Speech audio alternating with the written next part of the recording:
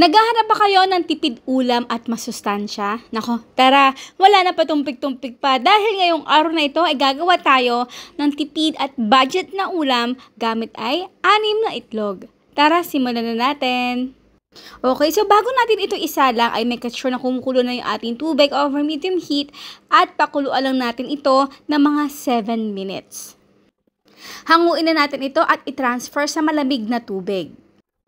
Pagkatapos kabalatan yung ating itlog ay naghihiwa-hiwa na ako dito ng mga gulay na gagamitin natin.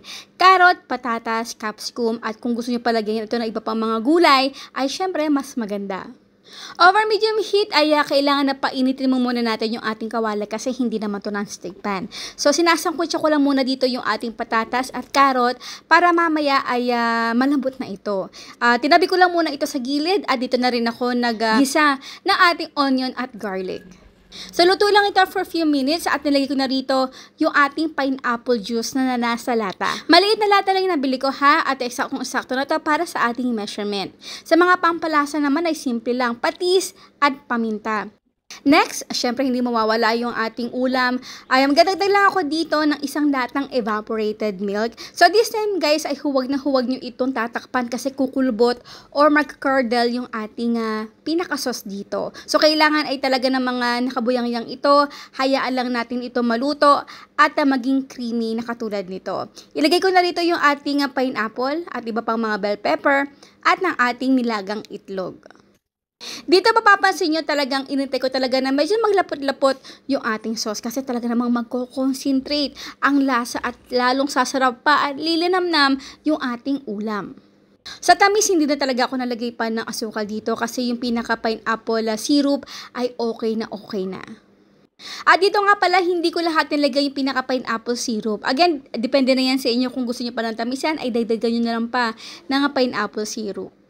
And now is done, our pininyahang itlog. Aba, syempre, bago tayo magtikiman portion, ang tanong ni Ma'am Shirley, ilang itlog ang ginamit natin dito sa paggawa ng budget-friendly, tipid ulam pa, masustansya pa na ulam? Syempre, ang inyong sagot sa comment box section. Ayan guys, talaga yung gustong-gusto ko pagkakaluto ng ating itlog na may pagka soft pa yung kanyang egg yolks. Hindi ko talaga siya binoiled, hard-boiled. Ang hard-boiled kasi mga nasa 10 minutes, 10 to 12 minutes. Kapag mga ganito, 7 minutes na natin ito binoiled. Pag gusto nyo pang malasado ng konti, 5 to 6 minutes. Ito tayo. Labi. Yung carrot. Akla niya. Lambot. Tamis. Tamis yung ating patatas din ay napakalambot, tamang-tama. Siyempre, pineapple.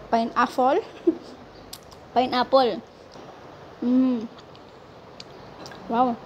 Ayun po guys, maraming po salamat sa inyo lahat. At ito po yung isa sa ating famous na live sa ating Facebook page, kaya ni-remake ko po siya para mas maiksi ang video, mas mapapanood ng marami. Maraming po salamat sa inyo lahat and bye! Ang ating outro, keep safe, be healthy, and be happy. Salamat!